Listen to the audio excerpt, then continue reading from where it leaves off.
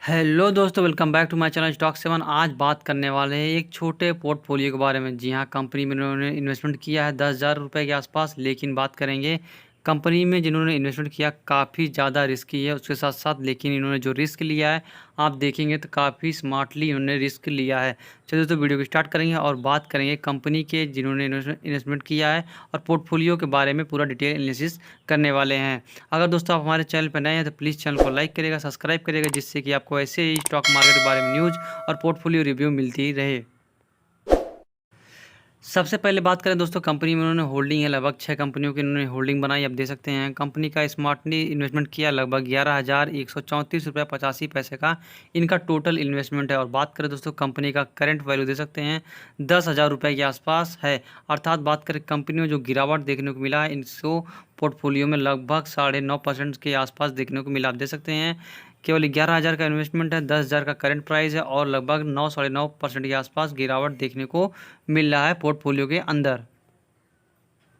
सबसे पहले बात करें दोस्तों इन्होंने इन्वेस्टमेंट किया। आप देख सकते हैं कंपनी का नाम जान सकते हैं, अनुपम फाइनेंस है, पैनी स्टॉक्स है। आप देख सकते हैं कंपनी ने बाइंग किया 3 रुपये 80 पैसे के पास। और देख सकते हैं कितनी स्मार्टली लगभग पैनी स्टॉक है 18 शेयर इन्होंने बाइंग किया है। और उसके साथ साथ देख सकते हैं इनको 42% का इनको घाटा होता दिखाई दे रहा है। और साथ कंपनी का प्राइस अभी देख सकते हैं 2 रुपये 17 पैसे पे काम कर रही है। और कंपनी में इन्होंने बाइंग किया था 3 रुपये 80 पैसे के पास में।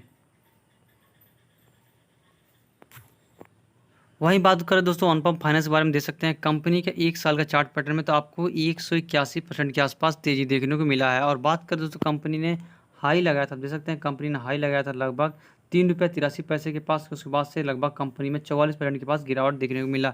इन्होंने लगता है हाई पे बाइंग किया था जिसकी वजह से इनको 44% के आसपास अनुपम फाइनेंस में गिरावट देखने को मिला। वहीं बात करें लॉन्ग टर्म में देखा जाए तो अनुपम फाइनेंस में कंपनी का लगातार सेल्स और रेवेन्यू गिरावट में देखने को मिला। दे सकते हैं लगभग 30% के आसपास, नेट इनकम भी 41% के पास और डायरेक्टेड ईपीएस की बात करें 40% के पास देखने को मिला। वही नेट प्रॉफिट मार्जिन भी 16% के पास ईयरली बेस पे गिरावट होती दिखाई दे रही है। देख सकते हो दोस्तों पैनी स्टॉक से लगातार गिरावट देखने को मिला। लेकिन आप देख सकते हैं कंपनी में इन्होंने जिन्होंने इन्वेस्टमेंट किया 44% के आसपास पैसा साफ होता दिखाई दे रहा है। लेकिन बात करें दोस्तों स्मार्टली के बारे में बात करें, जैसे कंपनी में केवल 18 शेयर बाइंग किया है। अर्थात कंपनी में इन्होंने इन्वेस्टमेंट किया है 68 रुपये 36 पैसे के पास में। जिन्होंने इन्होंने इन्वेस्टमेंट किया लगभग आईआरसीटीसी का नाम आप दे सकते हैं। कंपनी में 5 क्वांटिटी शेयर है और 675 रुपये पे बाइंग किया है। और इन्वेस्टमेंट दे सकते हैं कंपनी में 3300 रुपये के पास में। और बात करें कंपनी का भी प्राइस चल रहा है 589 रुपये के पास। आप देख सकते हैं कंपनी ने लगभग 650 रुपये पे बाइंग किया था। और कंपनी में इनको गिरावट देखने को मिला 12-12.5% के आसपास। चाहे दोस्त आप इसके अंदर इन्वेस्टमेंट करना चाहते हैं तो लॉन्ग टर्म में तो आईआरसीटीसी अच्छा खासा परफॉर्मेंस कर सकती है क्योंकि कंपनी मोनोपोली है। और अगर इसके अंदर सरकार की विचारधारा नहीं बदलती तो आईआरसीटीसी मोनोपोली है, आने वाले वक्त में अच्छा खासा परफॉर्मेंस कर सकता है। चाहे तो दोस्तों आप इसके अंदर एवरेज करना चाहते हो तो इस शेयर को और भी एवरेज किया सकता है और लॉन्ग टर्म में से अच्छा खासा रिटर्न कमा के दे सकता है। अभी बात करें कंपनी में दे सकते हैं केवल और केवल आपको 12.5% के आसपास गिरावट होती दिखाई दे रही है। और कंपनी में इन्वेस्टमेंट लगभग 3300 रुपये के पास में है। वही बात करें दोस्तों कंपनी नेक्स्ट कंपनी के बारे में देख सकते हैं। कंपनी का नाम आप पढ़ सकते हैं आर पावर। जी हाँ, कंपनी का नाम आर पावर है और इन्होंने कंपनी को खरीदा है लगभग 70.5 रुपये के आसपास। आप कंपनी में बायर दे सकते हैं लगभग 1 शेयर इन्होंने बाइंग किया और इन्वेस्टमेंट दे सकते हैं 17-17.5 रुपये के पास देखने को मिला। और कंपनी में अभी प्राइस चलता हुआ दिखाई दे रहा है लगभग 11.5 रुपये के आसपास। और बात करें दोस्तों कंपनी का परसेंटेज के हिसाब से देखा जाए तो 34.5% के आसपास इनका पैसा साफ होता दिखाई दे। और कंपनी में अभी भी 5 रुपये 90 पैसे का गिरावट होता दिखाई दे रहा है। दोस्तों कंपनी आर पावर के बारे में तो कंपनी में लगातार गिरावट देखने को मिला। एक टाइम पे कंपनी में अच्छा खासा आईपीओ आने के बाद पैसा बना था, लेकिन कंपनी का जो नेट प्रॉफिट है मार्जिन गिरावट लगातार देखने को मिला, जिसकी वजह से आर पावर में आपको अच्छी खासी सेलिंग प्रेशर देखने को मिलती है। लेकिन दोस्तों कंपनी इसलिए लोग आस बने हैं कि कंपनी आर पावर आने वाले वक्त में 70 रुपये के आसपास जाती हुई दिखाई दे सकती है। और बात करें तो कंपनी में अगर आर पावर के हिसाब से देखा जाए तो अगर पावर सेक्टर में बाइंग करना चाहते हैं तो कंपनी बात करें तो टाटा पावर, वहीं अडानी पावर और दूसरी कंपनी में आईईएक्स और ये, या फिर आप चाहे तो सीईएससी के बारे में सोच सकते हैं। काफ़ी अच्छी खासी डिस्काउंटेड प्राइस में अभी भी अवेलेबल है। वहीं बात करें दोस्तों कंपनी नेक्स्ट कंपनी के बारे में देख सकते हैं। कंपनी का नाम आप पढ़ सकते हैं टाटा पावर। जी हाँ, आप देख सकते हैं आर पावर इन्होंने यहाँ पे बाइंग करके रखा है। लेकिन आर पावर में देख सकते हैं कंपनी में इन्होंने बाइंग किया, लेवल 1 शेयर इन्होंने बाइंग किया क्योंकि पेनी स्टॉक्स है। और दूसरा कंपनी का नाम देख सकते हैं टाटा पावर के अंदर बाइंग किया, वो भी 132 रुपये की एवरेज पे बाइंग किया, अर्थात कंपनी में इन्होंने लगभग पिछले सितंबर अक्टूबर के टाइम पे खरीदारी की है। और देख सकते हैं अभी कंपनी का क्वांटिटी 9 क्वांटिटी। और कंपनी प्राइस की बात करें तो आप देख सकते हैं 65% के आसपास इनका पैसा बन चुका है। और देख सकते हैं कंपनी अभी भी 783 रुपये के आसपास प्रॉफिट होता दिखाई दे रहा है। जिस हिसाब से बात करें टाटा पावर के अंदर लगातार इन्वेस्टमेंट मिलती हुई दिखाई दी। अभी बात करें कंपनी ने 75,000 करोड़ इन्वेस्टमेंट करने के लिए, जी हाँ टाटा पावर में 75,000 करोड़ रुपए के पास इन्वेस्टमेंट करने की बात की है।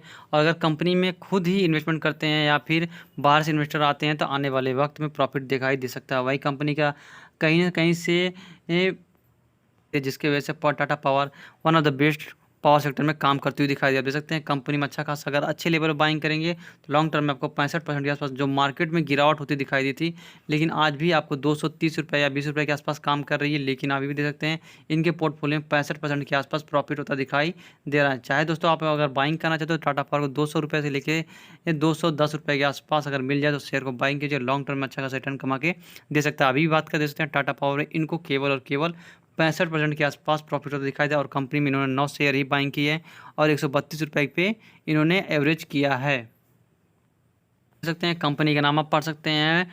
टेक्सटाइल सेक्टर की एक दिग्गज कंपनी जो लगातार परफॉर्मेंस करती हुई दिखाई दी। और कंपनी इन्होंने लगभग कंपनी में 6400 रुपये के आसपास इन्वेस्टमेंट किया है।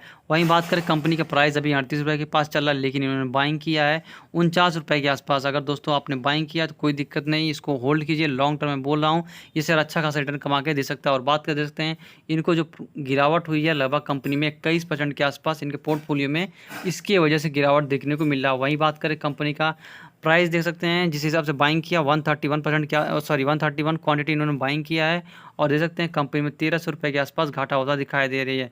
और बात करें तो कंपनी अगर 100 रुपये के पीछे कोई काफ़ी अच्छी खासी परफॉर्मेंस करती हुई दिखाई दे रही है तो टेक्सटाइल सेक्टर की ट्रेंड देखने को मिला। कंपनी का क्वार्टरली ग्रोथ अच्छा खासा देखने को मिल रहा। वहीं बात करें कंपनी के ईयरली ग्रोथ भी बहुत बेहतरीन देखने को मिल रहा था। और कंपनी आपको SM लिस्ट से बाहर आती हुई दिखाई दे रही है, जिसकी वजह से अगर मार्केट बुरन में जाएगा तो आपको यही जो 49 रुपये का एवरेज आपने किया है तो इनका जो हाई है 70 रुपये के आसपास जाता हुआ दिखाई दे सकता है। इसलिए दोस्तों आपको बोलूँगा आपके पास ट्राइडेंट 131 रुपये के आसपास है, इसको होल्ड कीजिए, लॉन्ग टर्म में अच्छा खासा रिटर्न कमा के आपको ये दे सकता है।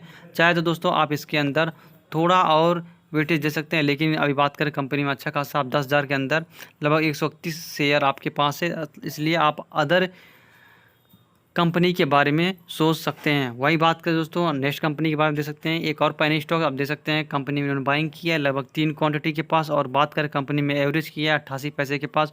वही दे सकते हैं 2 रुपये 64 पैसे के आसपास इन्वेस्टमेंट है।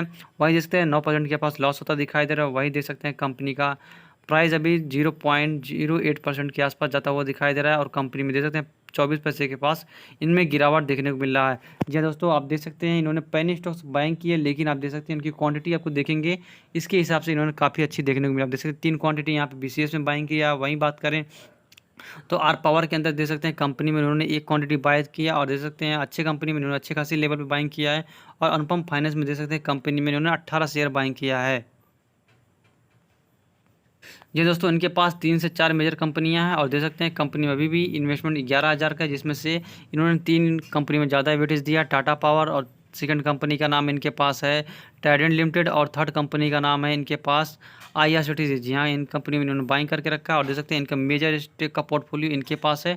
और लगभग इनके पास जितने भी पेनी स्टॉक हैं उनमें इन्होंने लगभग 100 रुपये के आसपास बाइंग किया होगा और अच्छा खासा होल्ड करते हुए दिखाई दे रहा है। अगर पेनी स्टॉक चलते हैं तो अच्छा खासा परफॉर्मेंस करेंगे। वहीं अगर इन शेयर्स में टाटा पावर और ट्राइडेंट और IRCTC चलते दिखाई देंगे, ये पोर्टफोलियो और भी ऊपर जाता हुआ दिखाई दे सकता है। ये था दोस्तों कंपनी में इन्होंने इन्वेस्टमेंट किया था और अच्छे खासे लेवल बाइंग किया है। और अभी देख सकते हैं क्योंकि मैं इनको स्मार्ट इसलिए बोलूँगा क्योंकि इन्होंने जो पोर्टफोलियो बनाया है उसमें पेनी स्टॉक लगभग आप देख सकते हैं 100 रुपये के आसपास बाइंग किया। लोग क्या करते हैं इसमें लाखों रुपये लगा देते हैं और डूबते हुए दिखाई देते हैं। अर्थात आपको बाइंग करना तो आप अपने कैपेसिटी के हिसाब से बाइंग कीजिए। अगर इसमें गिरावट होती है तो कोई भी इनको प्रभाव ना पड़े। आप देख सकते हैं एक शेयर के अंदर इन्होंने बाइंग किया था लगभग 43% के आसपास गिरावट होते दिखाई दिया था। लेकिन आप देख सकते हैं इनका पोर्टफोलियो 10,000 रुपये के 11,000 का और इनको 10,000 का घाटा होता दिखाई दिया। लेकिन अगर मार्केट तेजी देखने को मिलेगा तो यही शेयर आपको ऊपर जाते हुए दिखाई दे सकते हैं। चलिए दोस्तों, वीडियो का वाइंड अप करना चाहूँगा। वीडियो पसंद आएगी तो प्लीज़ चैनल को लाइक करेगा, सब्सक्राइब करेगा। और हाँ, आपको अगर पोर्टफोलियो रिव्यू कराना है तो मेरे डिस्क्लेमर में करना है तो आप यहाँ पे मेरे ईमेल दिया हो, आप इस पे मेल कीजिए। मैं आपके पोर्टफोलियो को रिव्यू करके बताऊंगा कि कौन सी कंपनी में अभी तक इन्वेस्टमेंट करना चाहिए या फिर आपने कैसा पोर्टफोलियो बनाया है।